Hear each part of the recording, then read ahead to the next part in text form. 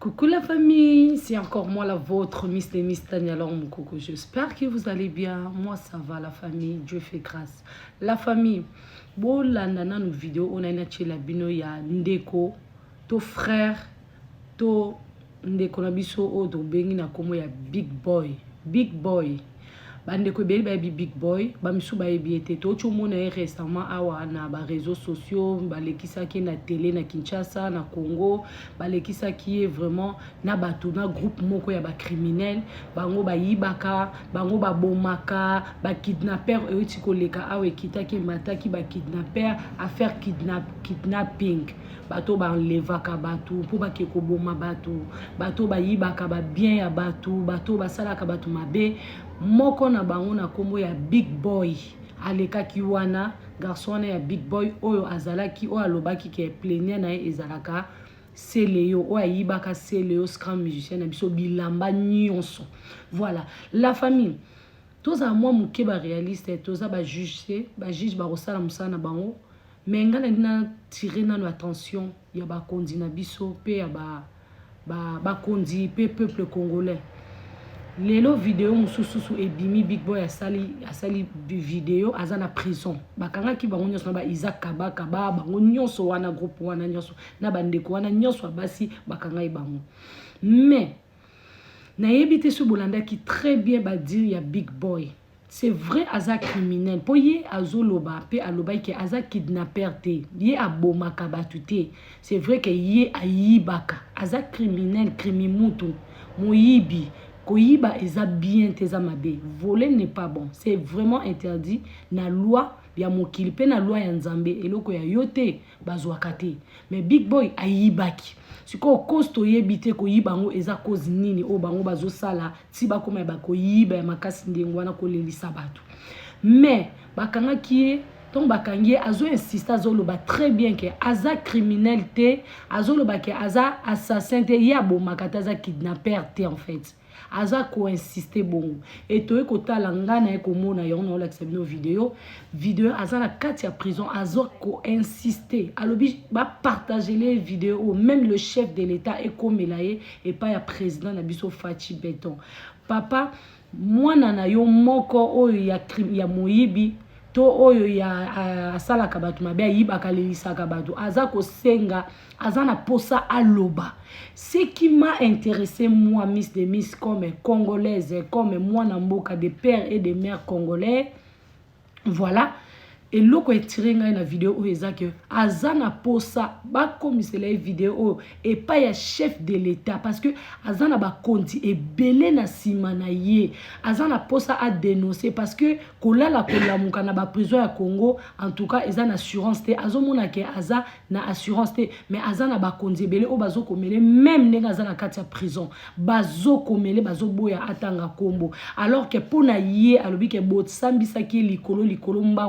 bandimisaki makambo il fallait payer andima ngana sengi boye la famille bolanda vidéo très bien mais soki oza mutu ya famille ya big boy pourquoi pas famille basala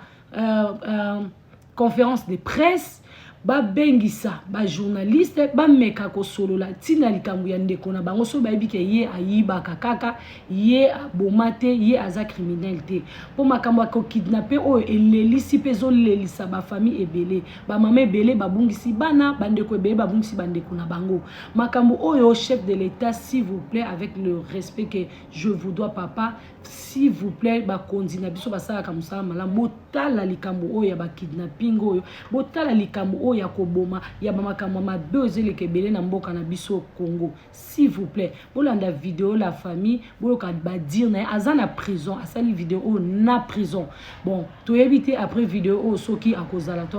te nzambe kaka pardon partager bo komisa partout ndeko na biso big boy to frère to nyonso bobenga ye azana posa babandela asolola aloba makambo za koloba abimisa bato babatami na se oui parce que bako ko boma boko kanga mais soki bato wana o batindaka bango o basalaka bango boye bazakaka na kati ya mboka na pouvoir c'est que bako komisa Congo mima ba jeune nyonso bako kota na kati ya monde oyo ekozala très dangereux biso tozo banga pona ba avenir pona ba jeune jeune na biso ba jeune na biso o bakoya bandeko na biso mibali ya basi o bazala esprit moké soki ba kondi wana ba contacter bango. Donc le président s'il vous plaît ba kondi na biso bana mboka le peuple congolais bolanda et puis bo partager. Moi je vous aime beaucoup. Nga naza na jugement ko tiate likola makam opo naza jugeté naza zuzité naza juste compatriote. Donc vérité à olobeza penze belé mais na oloba mingi te na osenga pena bo partager vidéo o soki osenga comme même pas chef de l'état et comment pour comprendre qu'ils ont travaillé na bato belé o baza ba aventurier ngana wiko wanga na te naza penza voleur c'est le ndinga ya ki wana c'est le aza penza plaignant na ngai na reconnaître que oui na kota na ndako ya sele yo pe na capable ya kubando tangi la bino même na ba mususu na kota na bandako na bango pe baza ba kondime ba ebiti naza prêt na koki wanga na te mais makambo o bakangeli biso makambo ya kidnapping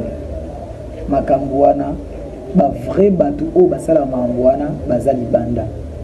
pe nga na proposer na l'état que naza capable ya kopesa bango ba bande ya bato wana mais si basala ki makambo mbango ke bakata audience mbala moko sans que to poursuivre ba o batikala libanda na sir population bomoneka mam na TV mais boyibite pourquoi sala na bongo donc ba konzi belé baza na sima ya makambo wana ngai babenga ngai et pas mokonzi moko ya la police ya mboka na biso nazo banga kotanga komone siko ko place naza na prison naza place moko naza menacé on a roulé la paix na la muki nazati donc naza na prison le roi prisonnier nyos touté malgré que nde bakanga awa bakanga ngai na ni épreuve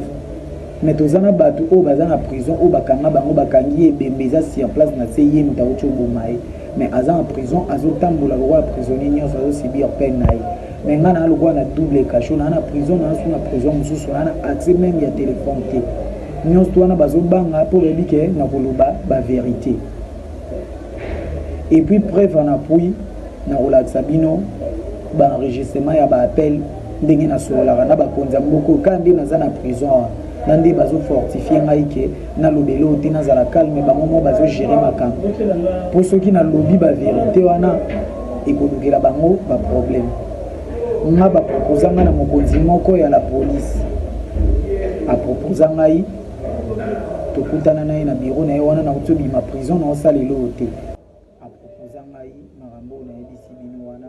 ki na komutambola na ba JP wana za criminel mais armé mais asalaka ba enlèvement parce que enlèvement esalamaka na ba sorte belé ndo monaka na bande ko expliquer na audience bango enlèvement oya bango na zaki surprise na yebi enlèvement bato basalaka yango soki bozwi mutu bozwi biloko et puis bo libérer accueillir. Mais quand on a surpris au cas où on a tambouré la première fois tellement on a été comme ma position on a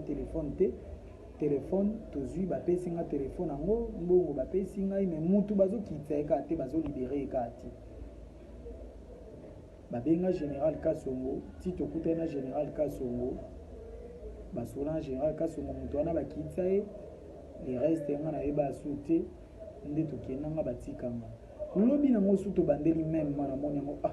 ils ont sens teint au copa ndeni to sala boy batongo to tika bango te na kima na mona na suna bango ti nazala surpris bayoka ngai bakangi ngai ngana bi boka ngandeni bino bo proposer ngelo ngana boy boka ngai ndenge ni na bandio sala neti ko ganga nde bayebisanga ke zala calme oyebi nde to sala makambo yo zali amoko na biso donc jamais to ko livrer ou que ça soit les problèmes ndenge za boye yeba yango ke na minute oyo président ba proposer biso ke il faut to kanga bato ba enlèvement mais yo yebi yo déjà faire partir na équipe ba JP donc jamais to ko kanga zo to kanga za lokwa to mikandisi eloko yo zo sala za boye pesa biso Isaac na entourage na ye toza besoin ka bato mo bito kanga bande mo boye ba mona ke non wana bato ba enlèvement yo ndo zana yo ko banga te yo ndima ta bato ngo bazo wanga na yo ndima na yo kaka ke boza ba kidnapper biso to ebinde to gérer mbongo ezo zwa mana kati ya mbongo wana yo kozana 50,000 et puis to faire voyager aux Açores. Mayata pour la première fois vanda bandondima marambo